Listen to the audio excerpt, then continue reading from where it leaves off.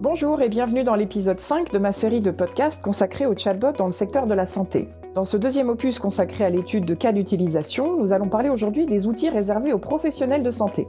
Les agents conversationnels de santé qui ciblent une clientèle professionnelle sont plutôt rares, la grande majorité étant conçus pour le grand public ou certaines catégories de patients. Pourtant, nous allons voir que ces outils peuvent accompagner la pratique des soignants de façon pertinente. Pour commencer, je citerai 2 solutions françaises d'assistance au bon usage du médicament. La première, Posos, s'adresse à l'industrie pharmaceutique et aux hôpitaux et cliniques. Le logiciel est capable de comprendre les questions sur les médicaments et de retrouver dans l'ensemble des sources d'informations fiables les phrases ou sections qui y répondent. La deuxième, Synapse Medicine, propose une plateforme d'intelligence artificielle dédiée aux médicaments et à l'aide à la prescription, avec notamment analyse d'ordonnances depuis une photo prise avec son smartphone.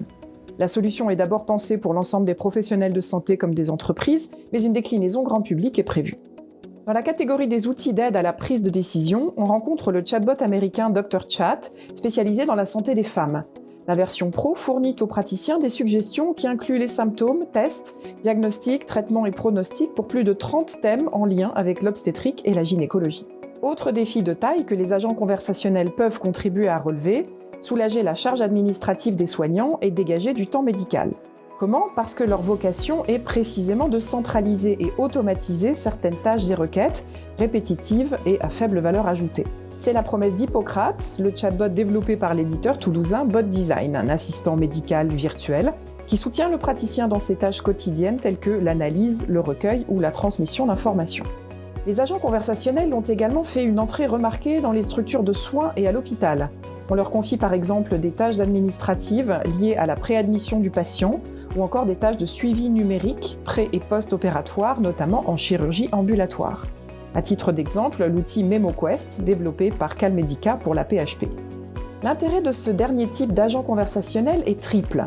Premièrement, ils contribuent à une meilleure efficience du système de santé.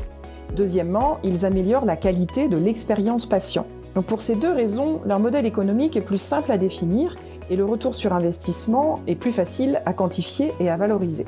Et enfin, troisièmement, ils peuvent aider à assurer une continuité de prise en charge hors les murs, ce qui est très porteur de valeur dans un contexte post-Covid. Pour ces raisons, il est vraisemblable que les acteurs de santé s'intéressent de très près aux agents conversationnels dans la période à venir et créent de nouveaux cas d'usage.